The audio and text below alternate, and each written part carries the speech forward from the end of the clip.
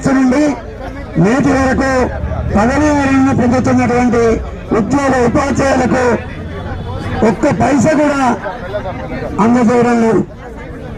కాబట్టి మనోవేదన గురైన తర్వాత 20 మాసాలు వేచి చూసిన తర్వాత ఇవాళ రోడ్డు మీదకి రావాల్సిన దుస్థితి ఏర్పడింది.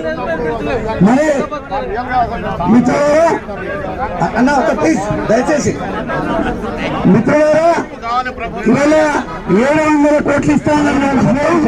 ఎవరికి ఇస్తుందో స్పష్టత లేదు. ఇవాళ రిటైర్ ఉద్యోగుల కోసం ఒక ప్రత్యేక కార్యాచరణ ఏర్పాటు చేయాల్సిన అవసరం ఉంది.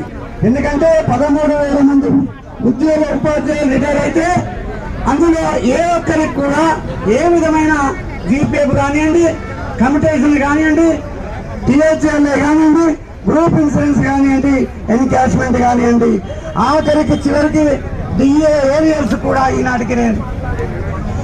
అయ్యో అందరూ పెద్దలంతా గుర్తించాలి.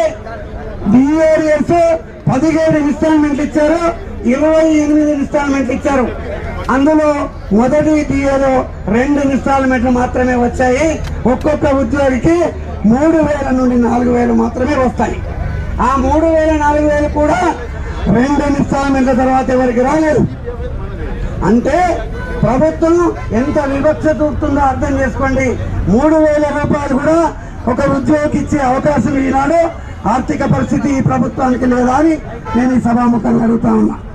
గ్రూప్ ఇన్సూరెన్స్ ప్రతి ఉద్యోగికి నెలకు 30, 60, 120 కడితే 30 సంవత్సరాల తర్వాత 35 సంవత్సరాల తర్వాత 26,000 నుండి 36,000 వరకు మాత్రమే వస్తాయి.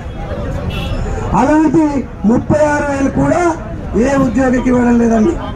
అంటే నిజానికి ఉద్యోగుల పట్ల విరమణ చెందిన తర్వాత ఆలోచన చేయడం లేదని ఈ సభాముఖంగా తెలియజేస్తా ఉన్నా.